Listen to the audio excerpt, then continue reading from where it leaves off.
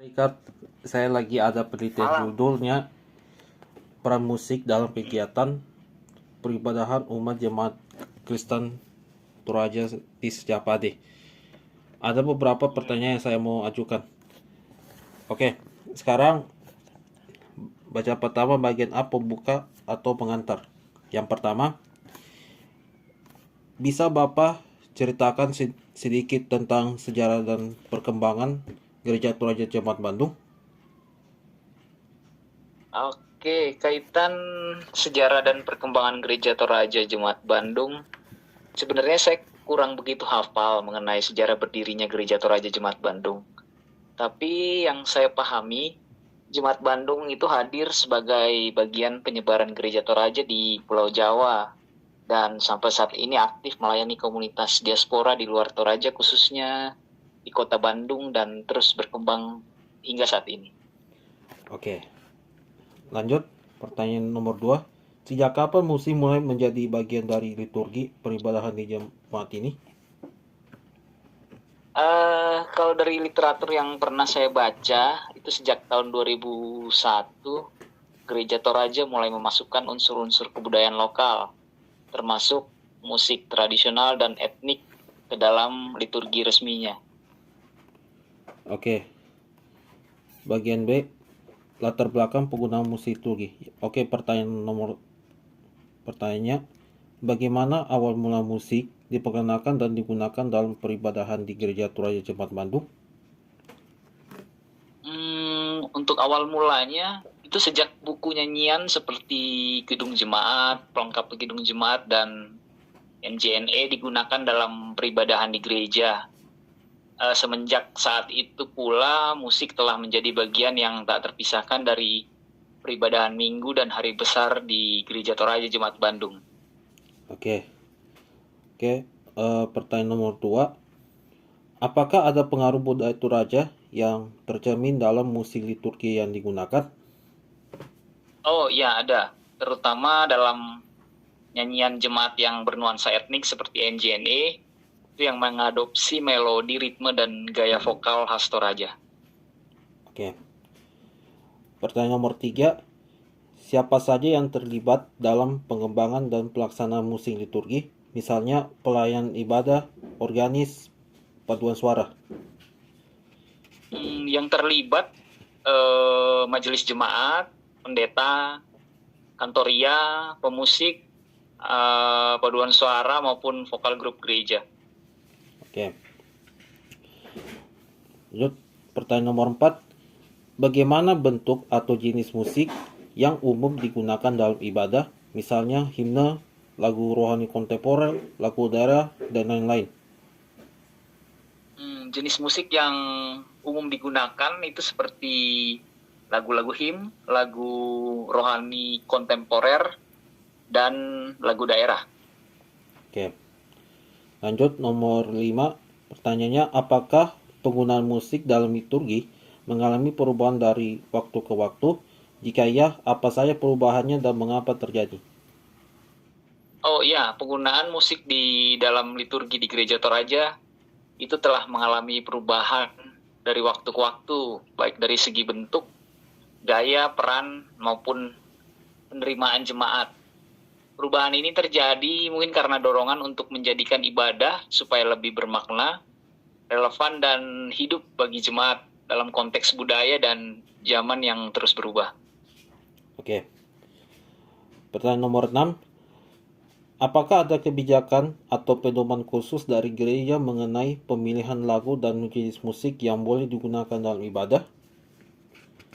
Untuk kebijakan ya ada. Gereja Toraja memiliki pedoman khusus dalam pemilihan lagu dan jenis musik ibadah yang diatur secara teologis, liturgis, dan kultural.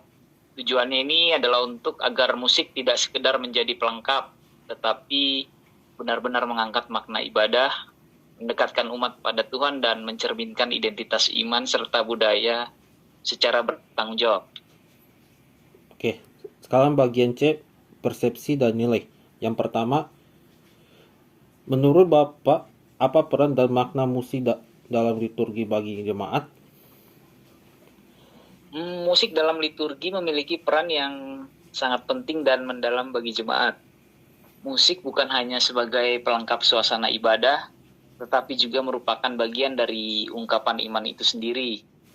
Melalui musik, jemaat diajak untuk menyatakan pujian, pengakuan dosa, syukur, maupun pengharapan kepada Tuhan.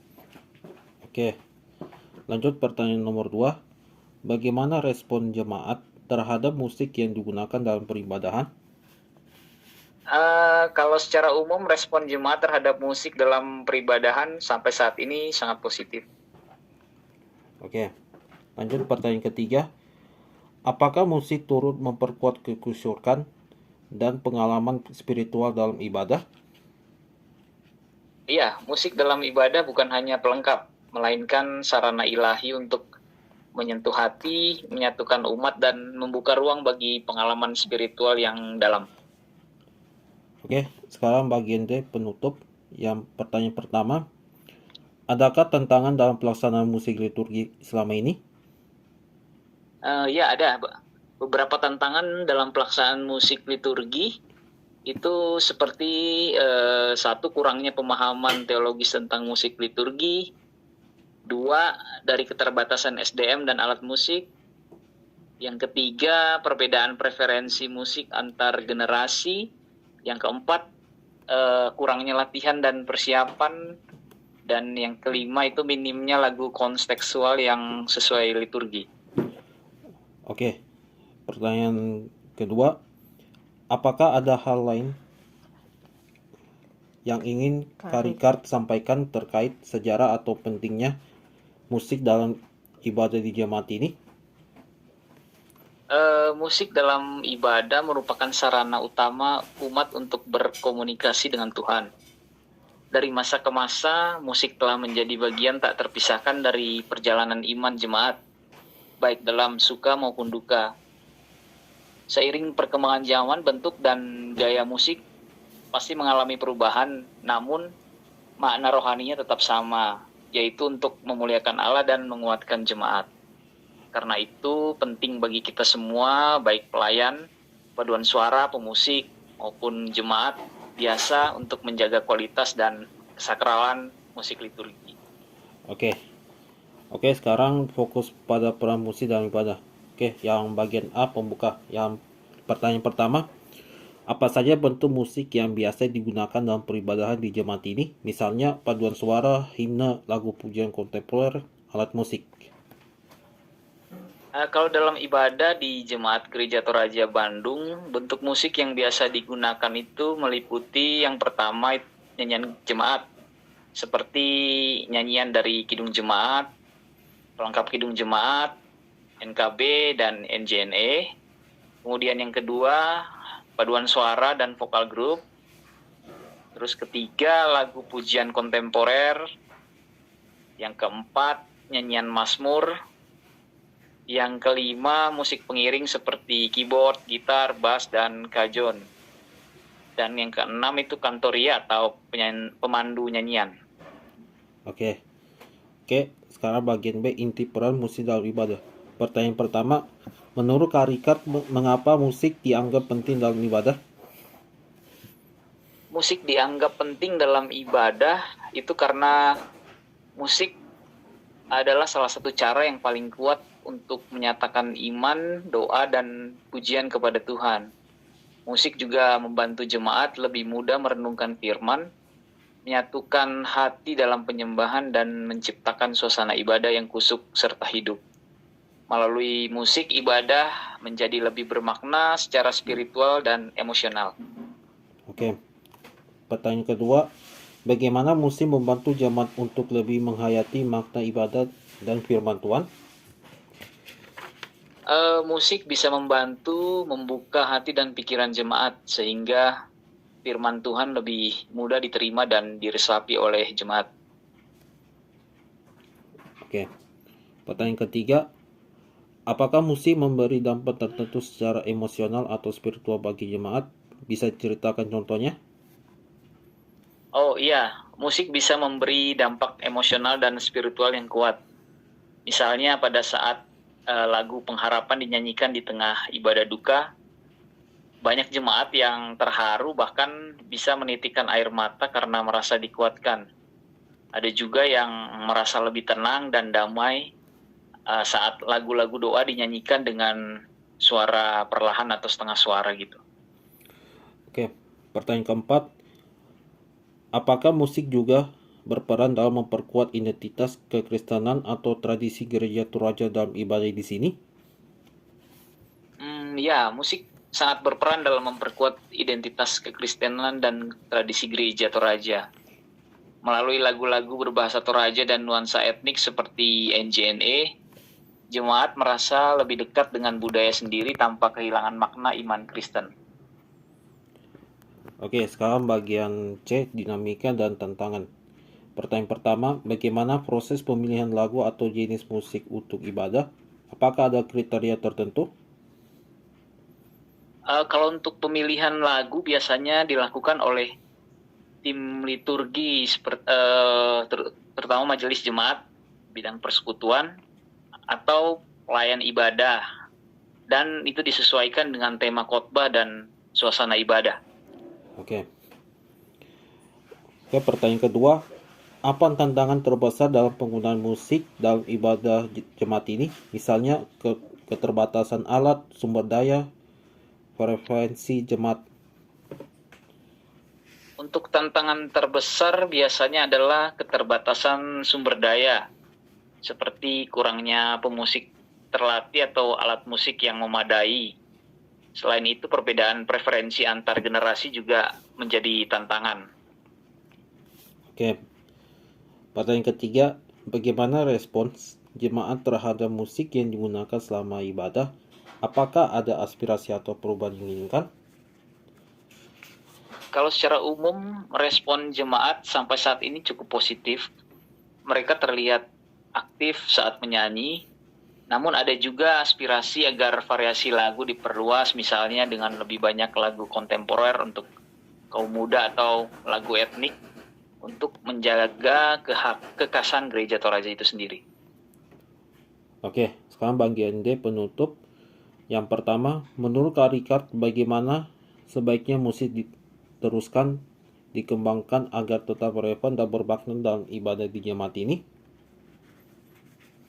Musik sebaiknya dikembangkan dengan tetap berpegang pada nilai teologis, namun terbuka terhadap bentuk dan gaya yang sesuai dengan zaman. Perlu pelatihan rutin bagi pelayan musik, kantoria, serta juga melibatkan generasi muda. Dengan begitu, musik tetap bermakna, hidup, dan menjangkau seluruh jemaat tanpa kehilangan identitas gereja. Oke, pertanyaan kedua, apakah ada pengalaman pribadi atau kesaksian jemaat yang menunjukkan bagaimana musik berdampak besar dalam kehidupan iman mereka? Ya, ada beberapa jemaat yang bersaksi bahwa melalui lagu-lagu rohani yang mereka dengar atau nyanyikan di ibadah, mereka bisa dikuatkan dalam masa-masa sulit seperti saat mengalami kedukaan atau pergumulan hidup. Oke, sekarang fungsi musik dalam pembawaan suasana ibadah. Ya, bagian A, pembuka. Pertanyaan pertama, bisa ceritakan bagaimana suasana umum peribadahan di Gereja Toraja Jemaat Bandung? Untuk suasana ibadah di Gereja Toraja Jemaat Bandung, pada umumnya sih berjalan hikmat, teratur dan penuh kekeluargaan. Liturgi juga dijalankan dengan tertib sesuai dengan tata gereja yang ada. Oke. Pertanyaan kedua, apa peran Kak Ricard dalam kegiatan ibadah di jemaat ini? Peran saya terlibat sebagai pemusik dalam kegiatan ibadah di jemaat ini. Oke, sekarang bagian B, inti fungsi musik dalam ibadah. Pertanyaan pertama, menurut Kak Ricard, apakah musik berfungsi hanya sebagai pengiring liturgi atau juga berperan menciptakan suasana ibadah tertentu? Musik tidak hanya berfungsi sebagai pengiring liturgi saja, tetapi juga memiliki peran penting dalam menciptakan suasana ibadah. Melalui musik, kita dapat mengarahkan jemaat pada suasana doa, sukacita, atau pertobatan, sesuai dengan tema liturgi. Oke, pertanyaan kedua, bagaimana musik mempengaruhi perasaan atau sikap hati jemaat selama ibadah?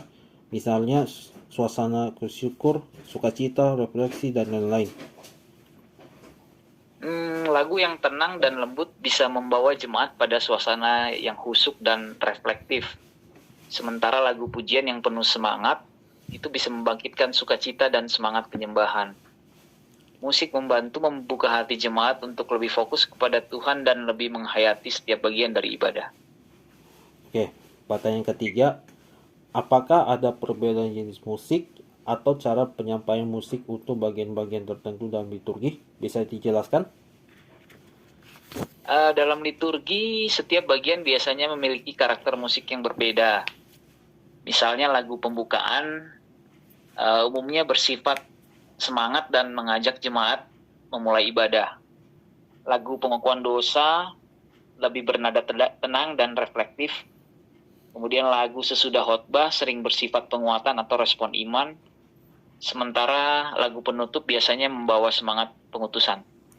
Oke, pertanyaan keempat, apakah Kak Rikard pernah merasakan bahwa musik membantu menghidupkan suasana penyembahan atau saat merenungkan firman Tuhan? Ya, ada saat-saat ketika lagu tertentu dengan lirik dan melodi yang menyentuh membuat kita lebih dalam merenungkan firman Tuhan. Musik seolah membuka hati kita untuk lebih peka dan fokus, sehingga penyembahan terasa lebih hidup dan pribadi. Oke, pertanyaan kelima, dalam perayaan khusus seperti Natal, Paskah, atau ibadah penghiburan, bagaimana musik digunakan untuk mendukung suasana tersebut? Dalam perayaan khusus, musik disesuaikan dengan makna dan suasana ibadah. Saat Natal, lagu-lagu bernuansa sukacita dan penyambutan Sang Juru Selamat digunakan dalam ibadah.